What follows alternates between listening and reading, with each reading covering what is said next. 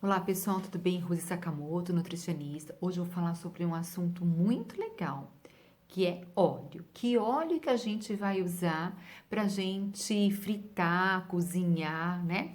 Então vamos entender algumas coisas quando a gente fala sobre óleo. O problema do óleo é quando a gente eleva eles a grandes temperaturas, acima de 200 graus, 200 a 300 graus, tá? E aí o que que acontece? O que que a gente tem que pensar? Quando esses óleos eles são elevados a altas temperaturas, o que que acontece? Ele reage com o oxigênio e aí ele libera o que? As toxinas, tá? Então a gente vai avaliar quais são os melhores óleos que quando elevados a altas temperaturas são melhores, tá? Quando a gente eleva a alta temperatura, quando a gente faz fritura, então fritura é uma coisa que não é uma coisa do bem, é uma coisa do mal. Então a gente devia assim pontuar quantas vezes a gente realmente consome fritura. Fritura é uma coisa que a gente deveria abolir da nossa vida ou realmente deixar ela para poucas quantidades, para em momentos poucos mesmo da vida da gente, tá? Porque realmente é isso que vai acontecer. Isso independente do óleo que você vai usar, tá? Elevou a temperatura, a coisa começa a ficar complicada por causa da fritura. E aí, as frituras, hoje tem vários estudos que dizem que a fritura está ligada a câncer, doenças cardiovasculares, que vocês já sabem disso, a depressão. E aí, tem um último estudo que saiu que eles falam que a fritura, principalmente a batata, ela tem 30% de chances de câncer de próstata. Então, aquela pessoa que consome muita batata frita, se for homem, ele pode desenvolver realmente um câncer de próstata. A gente vai avaliar qual é o melhor óleo para forno e grelhar. Então, eu quero falar algumas coisas técnicas aqui para vocês entenderem o que acontece. Quando a gente frita, né, existem algumas reações bioquímicas que vão acontecendo, tá? E aí existe uma formação de duas, vamos dizer, de duas toxinas. Uma chama-se acronelina, nome lindo para a gente dar para filhos, né? E a outra é a acrimalina. Olha, você pode ser, uma pode chamar acronelina e a outra acrilamida. O que que acontece? Quando que acontece a acrimalida? É quando você junta na fritura gordura com carboidrato. Quem é isso? Batata frita, ok? Então, esse nome lindo que você vai dar a um dia nas suas filhas é acrimilida. Ela acontece na reação bioquímica de gordura com carboidrato. E isso está associado a vários riscos de câncer, tá? O que a gente procura nos óleos? Ele tem que ser sempre, ele tem que ser um óleo mais estável. Por quê? Quando ele é muito instável, é isso que acontece. Ele gera toxinas no nosso organismo, tá bom?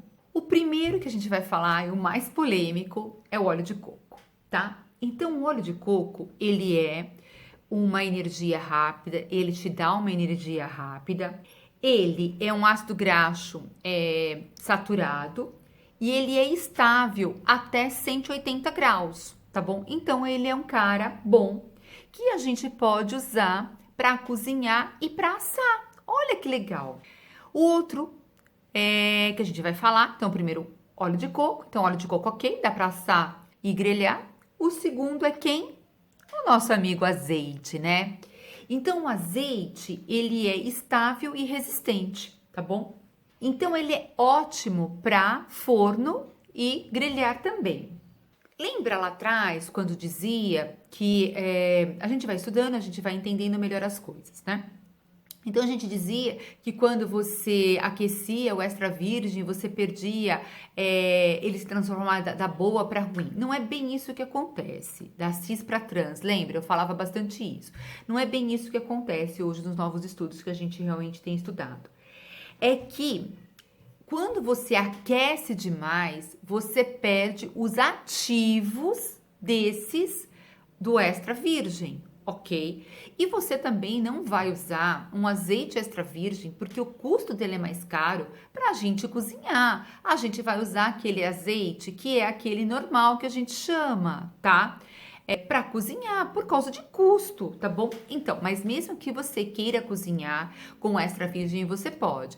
Você só não pode o que? Fritar, porque ele vai liberar as toxinas acima de 180 graus. Então, a gente pode manter o extra virgem frituras também. Não, para as frituras não, porque aí ela vai passar de 180 e aí ele vai perder os ativos dele, tá bom? Então, vamos resumir. O azeite, ele é um óleo bom para ser cozinhado, então para você fazer para cozinhar e também para gente assar, tá bom? Bom, vamos falar agora dos óleos refinados. Então, quem entra nos óleos refinados? Gente, todo mundo. Soja, canola, girassol, tá? De milho. Bom, como o nome já diz, se ele é refinado, ele não tem mais nada de propriedade, entendeu? Ele perdeu todos os ativos dele. Isso funciona que nem o açúcar. Lembra lá do exemplo do açúcar? O açúcar é o demerara, o orgânico, eles não foram menos refinados? A mesma coisa acontece com os óleos. Quanto mais refinados eles não têm qualidade nenhuma. Então, por que a gente vai usar esse tipo de óleo na nossa comida? Porque ele não vai trazer benefício nenhum. Então, por isso que a gente procura trabalhar com o óleo de coco, os azeites. Por quê? Porque eles mantêm os ativos, ele mantém o que é saudável para nós. E o que acontece, pessoal, que vocês precisam entender? Existe uma divisão entre ômega 6 e ômega 3, tá? O ômega 6 a gente consegue com bastante facilidade. O ômega 3, ele é mais seleto, vamos dizer assim. E se existir uma concorrência entre eles e você tiver mais ômega 6, você não absorve o ômega 3. Então, por isso que usar muito óleo refinado, que tem muito ômega 6, mesmo que você coloque na sua salada o azeite extra virgem, você não vai absorver isso, porque proporcionalmente você vai ter mais ômega 6. Tá dando para entender? Então, por isso que a gente não deve usar os óleos refinados, ok? Nem para fritura, tá? Na verdade, a gente não deveria fritar as coisas. A gente sempre deve grelhar ou assar ou cozinhar, tá? Deu para vocês entenderem, então, a diferença? Então, óleos refinados, eles não trazem nenhum benefício para a nossa saúde. Então, sempre é importante a gente trabalhar com óleo de coco, com azeite e azeite extra virgem, tá? Os óleos refinados não trazem nenhum benefício. E aí, vamos falar de outras coisas bem legais, que são as gorduras de origem animal, como banha, né? Banha, manteiga, tudo bem? Então, vamos lá. A manteiga, o que acontece com a manteiga? Como a manteiga tem na sua composição lactose, ela que é uma proteína, ela acaba não tendo uma qualidade muito boa lá no final quando ela é aquecida, tá? Ela vai se transformar, na verdade, em produtos tóxicos, tá bom? Tá dando para vocês entenderem? Então, assim, a manteiga, por que ela não é tão boa para a gente cozinhar? Porque ela não é estável em altas temperaturas. Por ela ter essa lactose na composição, ela se torna instável. Lembra-se? Tornou-se instável, ela vai gerar o quê? Toxinas. Então, a gente não vai usar manteiga para a gente cozinhar. Se você é aquela pessoa que gosta, você tem que alternar. Colocar um azeite, colocar manteiga. Por quê? Porque se você só cozinhar com manteiga, fora o custo, né? Manteiga mesmo. Você não vai trazer um benefício para sua saúde, tá bom?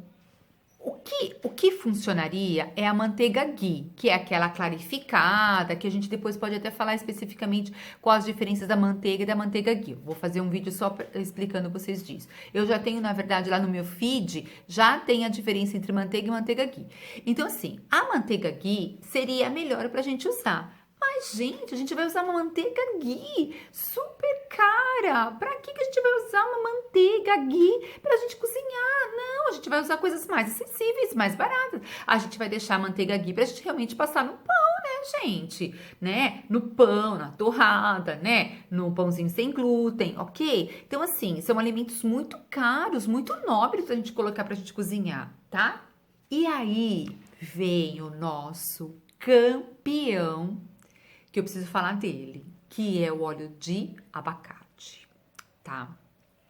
Esse seria o melhor. Aquela pessoa que tem dores, artrite, artrose. Gente, é óleo de abacate. Óleo de abacate é o que tem de melhor, tá? Só que tem um problema. Ele é muito caro, né? Eu até tenho ele aqui, ó. Vou mostrar eles pra vocês aqui, ó. Meu olhinho de abacate. Qual é o problema dele? Ele deixa resíduo. Então, ele deixa aquele gosto um pouco de abacate, tá? Então, às vezes aqui em casa eu já fiz, a minha filha mesmo falou, que gosto que é esse? Depois eu fiz um outro com macarrão e atum, não perceberam, tá? Mas ele realmente deixa. Fora isso, o custo, ele é super mega caro, tá? Mas é uma ferramenta que vocês têm que conhecer, o que tem de melhor. A minha ideia é sempre mostrar para vocês o que tem de melhor. Então, aquela pessoa que tem muitas dores de articulações, o óleo de abacate é um dos melhores. Aí depois a gente tem os outros óleos que também são bons, né? O óleo de chia, o óleo de macadâmia também, né? Das gorduras, tudo bem. Então, mas são sempre óleos mais caros, né? Que a gente, assim, de linhaça também, né? Que a gente pode fazer uso, mas vocês lembram, sempre tem o problema do custo. Então, a gente acaba, de gergelim também, tem óleo de gergelim. Então, assim, esses óleos são realmente uns óleos de melhor qualidade, que eles são, fora que eles é ricos em vitamina E, a gente mantém os bioativos, então você pode elevar eles a altas temperaturas que não vai ter problema, tá? Mas o problema de tudo isso é quem? O custo, tá? Então, pra gente resumir, pra vocês entenderem, né? Pra terminar essa angústia. Então, quais são os óleos bons pra gente cozinhar? Óleo de coco, o extra virgem, azeite extra virgem e o azeite normal, tá? Os óleos, não, os refinados, nenhum, ok? A gente não dá nem pra sogra, hein, gente? Tá?